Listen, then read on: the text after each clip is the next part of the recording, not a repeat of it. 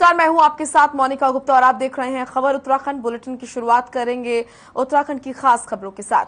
Monsoon season को देखते हुए मुख्यमंत्री पुष्कर सिंह धामी ने आपदा प्रबंधन विभाग की समीक्षा बैठक ली और बैठक में मुख्य सचिव, डीजीपी, शासन के आला अधिकारी समेत तमाम आपदा प्रबंधन से जुड़े एजेंसी के अधिकारी भी मौजूद रहे। सीएम ने बैठक में जानकारी देते हुए कहा कि जिन क्षेत्रों में जल भराव की दिक्कतें हो सकती हैं, वहां नदियों के किनारे के क्षेत्रों की व्यवस्था मजबूत हो। साथ ही साथ चारधाम यात्रा करने वाले पर्यटकों की सुरक्षा को लेकर भी चर्चा की गई। आपदा प्रबंधन विभाग की समीक्षा बैठक को लेकर मुख्यमंत्री ने कहा कि सभी विभागों को निर्देश दिए गए हैं, किसी भी विभाग की तरफ से कोताही नहीं बरती जाए।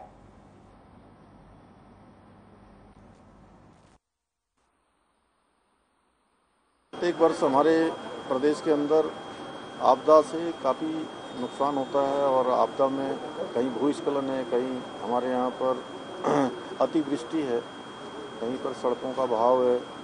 तो ऐसे सभी काम जो पिछले सालों में जहाँ पर आपदा आई है, उन सभी स्थानों की पुनः समीक्षा करने के लिए कहा है।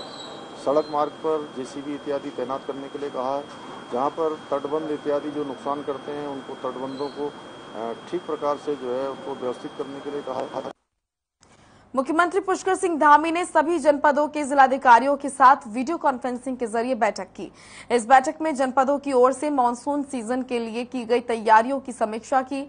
वहीं अल्मोड़ा की जिलाधिकारी वंदना ने कहा कि जनपद में आपदा कंट्रोल रूम जनपद और तहसील स्तर पर चालू कर दिए गए हैं। उन्होंने कहा कि राष्ट्रीय राजमार्ग और पीएमजीएसआई समेत कई मार्गों में आने वाले संवेदनशील स्थानों का चिन्हीकरण कर लिया गया है। उन्होंने कहा कि जनपद में सैटेलाइट फोन की भी पर्याप्त व्यवस्था की गई है। इस तरह जनपद में आपदा से निपटने को लेकर पूरी व्यवस्था है।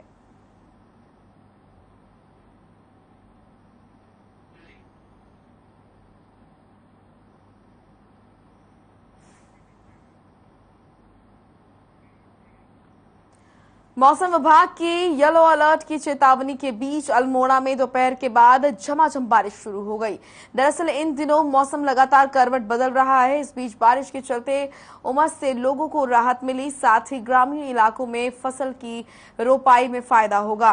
वहीं मौसम अलर्ट को लेकर जिला प्रशासन ने जनपद के सभी तहसीलों को अलर्ट रहने के निर्देश दिए हैं और आपदा से निपटने के लिए पूरी तरीके से तैयारी की गई है।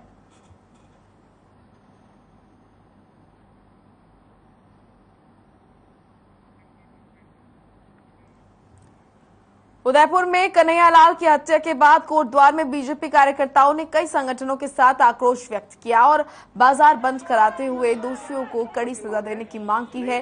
लैंसडाउन विधायक दिलीप महंत के नेतृत्व में हिंदू संगठनों के साथ मिलकर विरोध करते हुए कोटद्वार बाजार बंद कराया गया। बाजार बंद कराने के दौरान कार्यकर्ताओं और व्यापारियों में तीखी नोकझोंक भी हुई।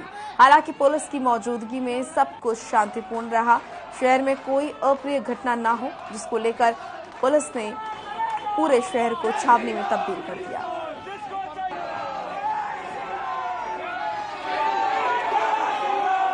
हुई है और उसमें कांग्रेस की सरपरस्ती में कांग्रेस ने जिस तरह से हथियारों को संरक्षण देने का काम को सुरक्षित करने का काम किया है, उनके खिलाफ हमने माननीय महामहिम राष्ट्रपति से मांग करी है कि वो राजस्थान सरकार को बर्खास्त करें। चलिए अब खबर लाल कुआं से है, जहां वन विभाग की टीम ने अवैध पाटन और अवैध खनन के कई मामलों में आधा दर्जन से ज्यादा वाहन सीज कर दिए हैं। वन क्षेत्राधिकारी डोली रेंज अनिल जोशी ने बताया कि बीते सप्ताह में 3 ट्रक और 2 ट्रैक्टर ट्रॉली अवैध खनन के साथ आधे दर्जन से ज्यादा वाहन लिप्त पाए गए, जिनको विभागीय कार्रवाई करते हुए वन अधिनियम के तहत मुकदमा दर्ज कर लिए गए हैं। साथ ही उन्होंने कहा कि मानसून में अवैध खनन के अपराधों में बढ़ोतरी हो जाती है, जिसके चलते हमने सभी विभागीय टीमों को अलर्ट कर दिया है और वनों में गश्त को भी बढ़ा दिया गया है।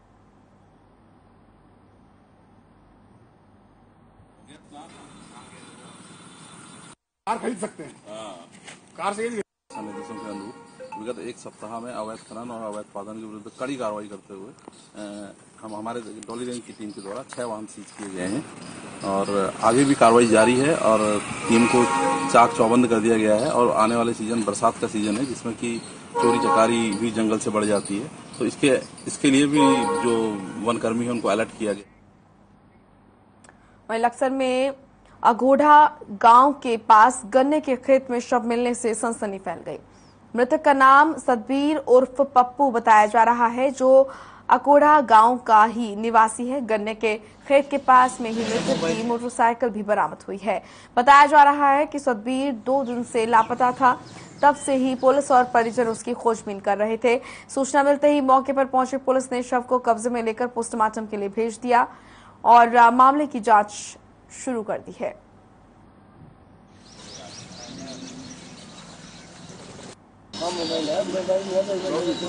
घर से हरिद्वार के लिए निकला था ये। अच्छा। और 2 दिन से गायब था, पता नहीं लगा। रात फोन मिला इसका, फोन नंबर स्विच ऑफ आया। तो जब सुबह देखने के लिए गए खेत में, बताया किसी ने मोटरसाइकिल खड़ी है, तो जो वहाँ देखा तो ढूंढ। विकासनगर में पुलिस को बड़ी सफलता हाथ लगी है। पुलिस ने सहसपुर से 3 नशा तस्करों को गिरफ्तार किया है। साथ ही पुलिस ने इनके पास से 20 ग्राम से ज्यादा स्मैक बरामद किए हैं, जिसकी कीमत 2 लाख रुपए से ज्यादा बताई जा रही है। फिलहाल पुलिस गिरफ्त में आए तस्करों का आपराधिक रिकॉर्ड खंगालने में पुलिस लगी हुई है। बताया जा रहा है कि गिरफ्त में आए तीनों आरोपी लखीमपुर खीरी उत्तर प्रदेश के रहने वाले हैं।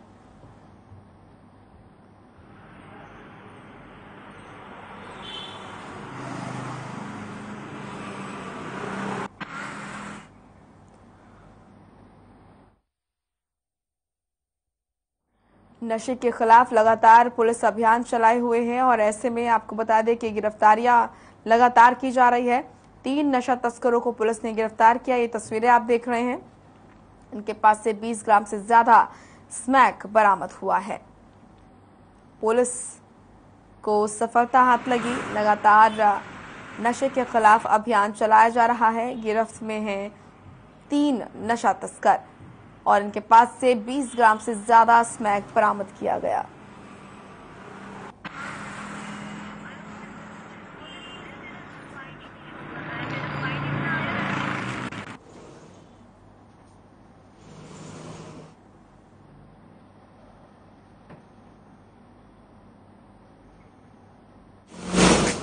पकड़े गए हैं, जिसमें ये इनसे लगभग 20.5 ग्राम स्मैक बरामद हुई है। और ये तीनों से जब पूछताछ की गई तो इनके द्वारा बताया गया कि यहीं पे मजदूरी का काम करते हैं। मूल रूप से लखीमपुर खीरी डिस्ट्रिक्ट के रहने वाले हैं तीनों, यहाँ मजदूरी का काम करते हैं।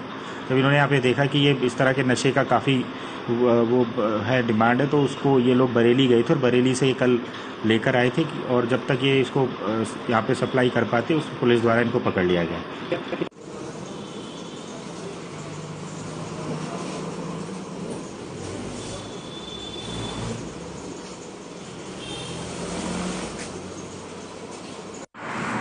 तस्करों को गिरफ्तार किया। बॉलीवुड एक्टर प्रदीप काबरा इन दिनों चारधाम यात्रा पर आए हुए हैं। इस दौरान उन्होंने मां धारी देवी मंदिर के भी दर्शन किए। उन्होंने कहा, मैं यहां नहीं आया बल्कि मुझे मां धारी देवी ने बुलाया है। इस दौरान उन्होंने मंदिर और पुजारियों को भी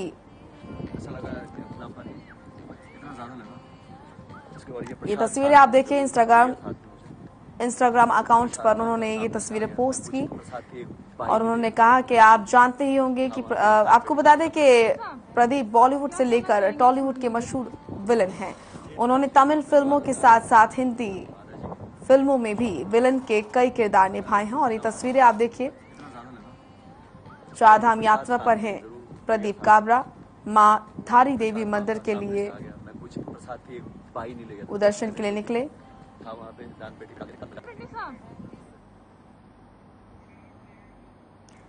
बीजेपी के प्रदेश अध्यक्ष मदन कौशिक अल्मोड़ा पहुंचे और कांग्रेस की ओर से दिए गए बयान प्रदेश कर्ज में डूबने पर पलटवार करते हुए कहा कि कोई भी सरकार बिना किसी कर्ज से नहीं चलती। प्रदेश सरकार अंडर लिमिट है और पिछले 5 साल में राज्य सरकार ने राज्य में विकास कार्यों में रिकॉर्ड तोड़ काम किया है।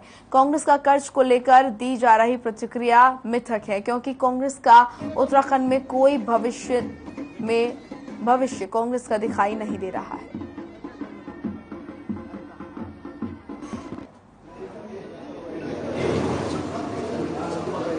देखिए, कोई भी सरकार जब चलती है तो सरकार का कर्ज लेने की एक लिमिट होती है, उससे ज्यादा सरकार कर्ज ले नहीं सकती। और उत्तराखंड सरकार अभी विद इन लिमिट है, लिमिट के अंदर है जितना कर्ज लिया है।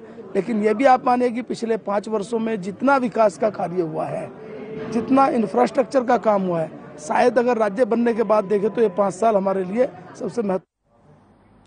पर्यटन नगरी में मसूरी में लगातार हो रही भारी बारिश से सारी व्यवस्था चरमरा गई है। मानसून की पहली बारिश से सड़कों पर भारी मलबा आ गया है, जिससे पर्यटक की कार दब गई और रोड बंद हो गया। वहीं विभाग ने जेसीबी लगाकर मलबा साफ कराया। पीडब्ल्यूडी के अपर सहायक अभियंता पुष्पेंद्र सिंह खैरा ने बताया कि मसूरी देहरादून मार्ग पर विभाग ने 2 जेसीबी मशीनें तैनात की है। जहां पर भी सूचना मिलती है वहां पर जेसीबी मशीनों को भेजकर मलबा साफ किया जाता है। वहीं विभाग की ओर से इस पर पूरी निगरानी की जा रही है।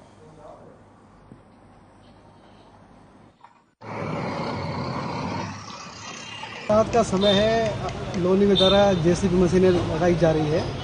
जहां पे भी सूचना आ रही है मलबा आने की तो लोनी भी तुरंत जेसीबी भेजकर मलबा सफाई कर रहा है। तो वह मार्ग को सुचारू रूप से यातायात हेतु खोला जा रहा है।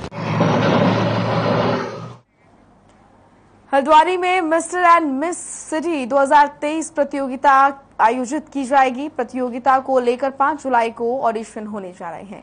दिल्ली से आए आयोजकों ने बताया कि इवेंट में beauty pageant, fashion show, talent show और अवार्ड शो आयोजित किए जाएंगे, जिसमें 18 से 28 साल की उम्र के युवा निःशुल्क भाग ले सकेंगे। प्रतियोगिता के लिए ऑडिशन रुड़की, काशीपुर और हल्द्वानी में किए जाएंगे, जिसका रजिस्ट्रेशन निःशुल्क होगा। हल्द्वानी में 5 जुलाई को ऑडिशन होंगे। चयनित युवाओं को बड़े मंचों पर काम करने के लिए तैयार किया जाएगा। प्रतियोगिता से जुड़े संगीत कौशिक ने बताया कि पुराने कंटेस्टेंट्स कई बड़े शहरों में फैशन, एडवर्टाइजिंग, टीवी सीरियल्स और वेब सीरीज में काम कर रहे हैं। इस बार भी प्रतियोगिताओं को कई बड़े शो के लिए तैयार किया जाएगा। प्रतियोगिता का फाइनल 24 सितंबर को शांग्री ला होटल, कनॉट प्लेस, दिल्ली में होगा। उन्होंने बताया कि आयोजन का मकसद लोगों में छुपी प्रतिभा को निखारने के साथ साथ यहाँ पर ब्लाइंड बच्चों के लिए काम करने वाले चैरिटी के लिए काम करना है। रेखा रहेगी से हम कुछ भी ना चार्ज कर रहे हैं, ना कोई रजिस्ट्रेशन फीस, ना ऑडिशन, ना ग्रूमिंग। इनको हम लोग ट्रेन करेंगे और इनको एक लॉन्च पैड देंगे, इनको एक दूसरा एक मंच देंगे, जो बड़े मंच हैं हमसे जितने भी। जैसे हमारा जो मिस्टर मिस सिटी है, मैं संगीत कौशिक हूँ डायरेक्टर्स, हमारे और टीम है मिस्टर धर्म तोमर, मिस्टर कुंवर अजीज, एक मिस्टर पंकज त्यागी का मंच देंगे। तो ये हमारा जो मंच है ये लोगों उनकी प्रतिभाएं उभारने के लिए है। हम उन्हें ट्रेन करेंगे, ग्रूम करेंगे ब्यूटी में, फैशन में, टैलेंट में, और जो बड़े मंच हैं उन पर उनको भेजा जाएगा। तो वहीं गदरपुर के पशु चिकित्सा अधिकारी डॉक्टर रविशंकर झा ने क्षेत्र के सभी पशुपालकों से संक्रामक बीमारी खुर पका मुंह पका की वैक्सीन लगवाने की अपील की है। इस मौके पर डॉक्टर रविशंकर झा ने कहा कि केंद्र सरकार की वित्त पोषित योजना है, जिसमें क्षेत्र के सभी दुधारू गाय और भैंस को खुर पका मुंह पका की निःशुल्क वैक्सीन लगाई जाएगी। इसलिए क्षेत्र के सभी पशुपालकों से अपील है कि दुधारू पशुओं का टीकाकरण जरूर करवाएं, जिसके लिए 25 जून से 1 तारीख तक अभियान चलाया जा रहा है।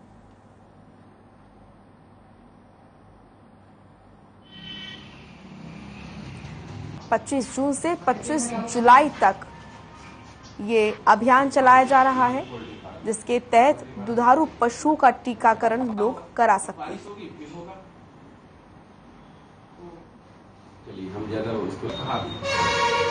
पशुपालन विभाग के द्वारा केंद्र सरकार से सहायतित NADCP national animal disease control programme राष्ट्रीय पशु रोग नियंत्रण कार्यक्रम के तहत खुरपका मुंहपका का व्यापक टीकाकरण प्रारंभ कर दिया गया है, जो कि 25 जून से प्रारंभ होकर 25 जुलाई तक चलेगा। इसमें हम घर घर जाएंगे, एक एक गांव में जाएंगे, एक एक पशु का टीकाकरण करेंगे, जो कि पूर्णतया हल्द्वानी में गिरते जलस्तर के कारण लोगों को अब पीने के पानी के लिए तरसना पड़ रहा है।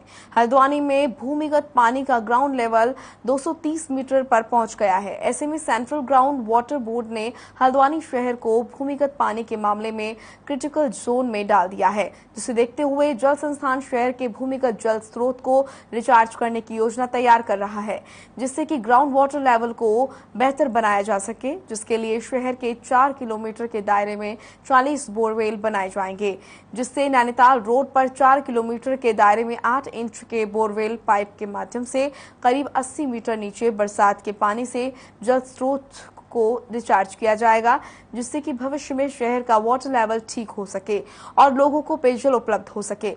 इसके लिए जयपुर की कंपनी से सर्वे कराया जा रहा है और इस सर्वे के बाद जल्द इसका काम शुरू किया जाएगा।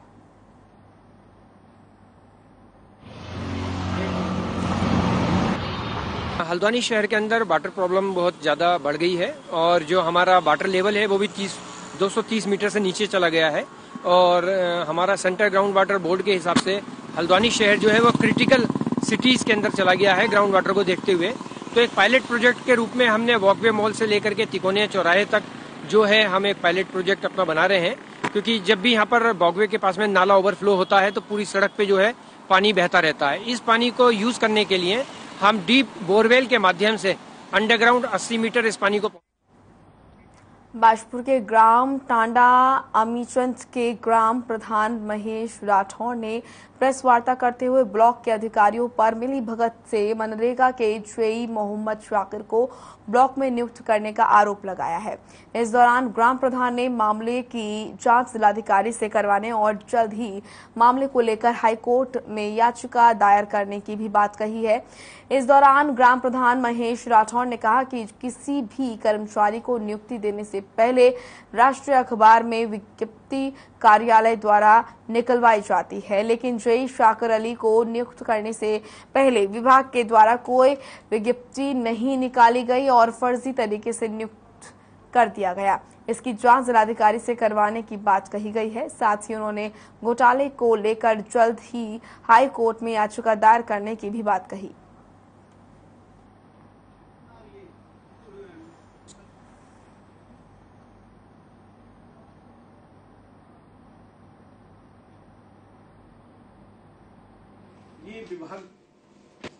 आपको बताना चाहता हूं, मैंने ब्लॉक द्वारा एक सूचना मांगी थी मोहम्मद शाकिर के खिलाफ, तो उसमें जो मुझे जानकारी मिली है वो इन्होंने खुद सूचना में इसमें कबूल किया है कि कोई भी व्यक्ति हमने अखबार में नहीं निकाली है और जब किसी भी अखबार में सूचना नहीं दी गई है या किसी का भी प्रचार प्रसार नहीं हुआ है तो इससे मुझे ये लगता है कि ये संवैधानिक नहीं है, पूरा फर्जीवाड़ा हुआ है और कहीं ना कहीं मिली भगत के तहत इनको नौकरी पर रखा गया।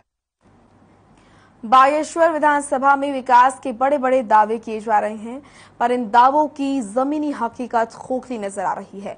आपको बता दें कि कोसानी सड़क की हालत इतनी खस्ता हो गई है कि न सिर्फ पैदल चलने वालों को दिक्कत हो रही है, बल्कि वाहन चालकों को भी परेशानी हो रही है। वहीं बैजनाथ मंदिर के पास सड़क इतनी खराब है,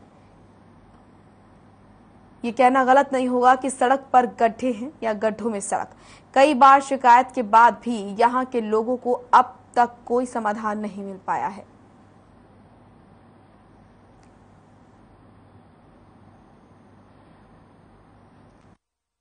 शंभू नदी में ये सूचना प्राप्त हुई थी कि वहाँ से भूस्खलन होने से वहाँ पे झील का निर्माण हो रहा है करके।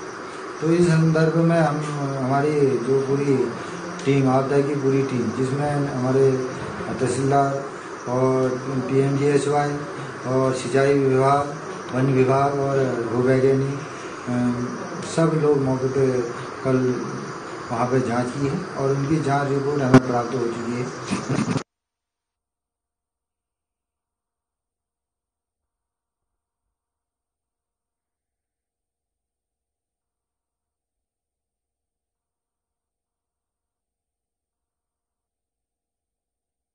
का डर बना रहता है। बागेश्वर की जनता बदहाल सड़कों से काफी परेशान है।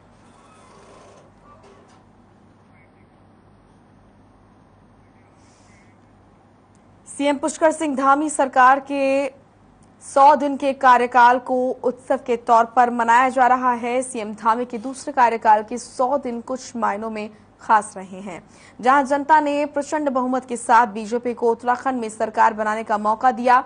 वहीं प्रदेश की दूसरी बार कमान संभालने के बाद सीएम पुष्कर सिंह धामी ने एक के बाद एक जनहित में फैसले लेकर लोगों के इरादों को मजबूत करने का काम किया है और अपने कई वादों पर मुहर लगाई है, जिसमें कॉमन सिविल कोड को लागू करना, भ्रष्टाचार पर रोक लगाने के लिए 1064 हेल्पलाइन सेवा शुरू करना, साथ ही 1.84 लाख अत्युन्नत परिवारों को साल में 3 मुफ्त सिलेंडर उपलब्ध करवाने के लिए भी राज्य सरकार ने आदेश जारी कर दिया है।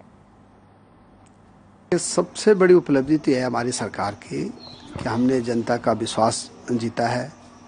हमने जो चुनाव में वादे किए थे उनको धरातल पे उतारने का काम किया है।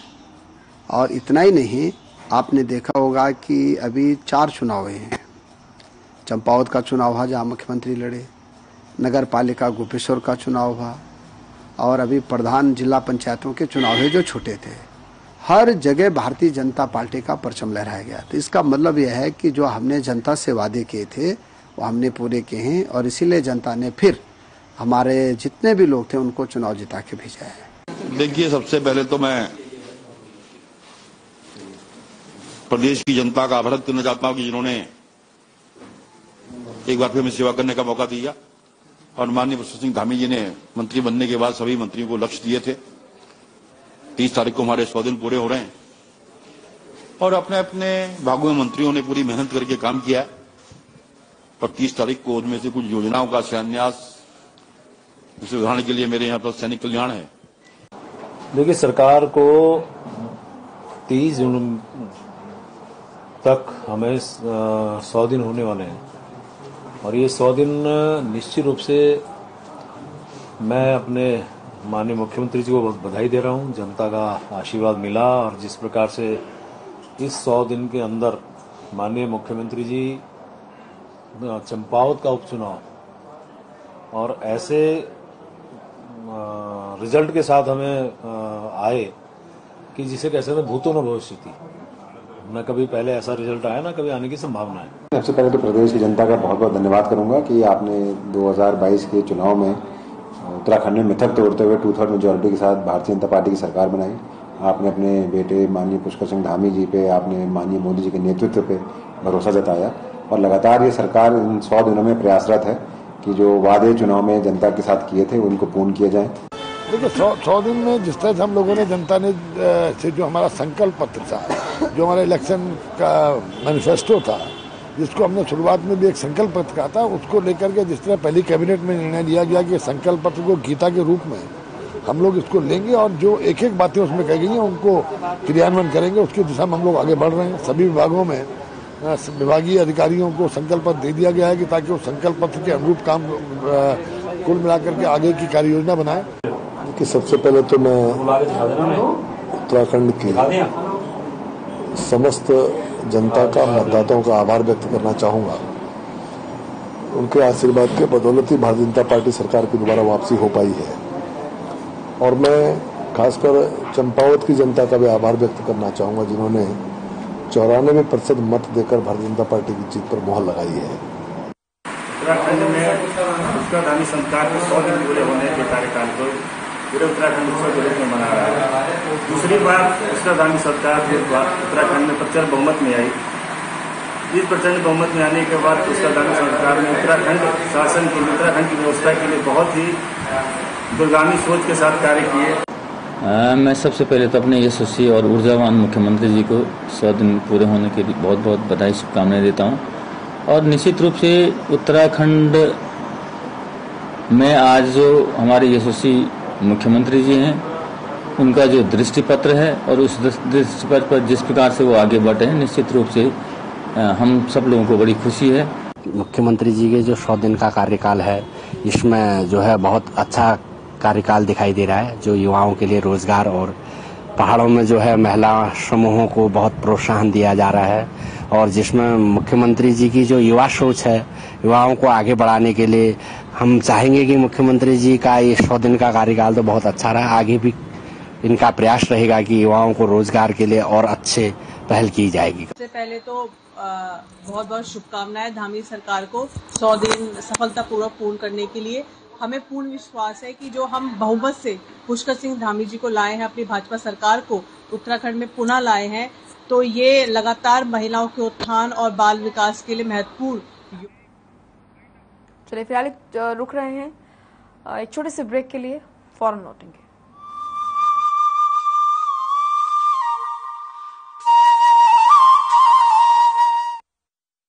पंजाब है जसप्रीत का ठिकाना, मुंबई है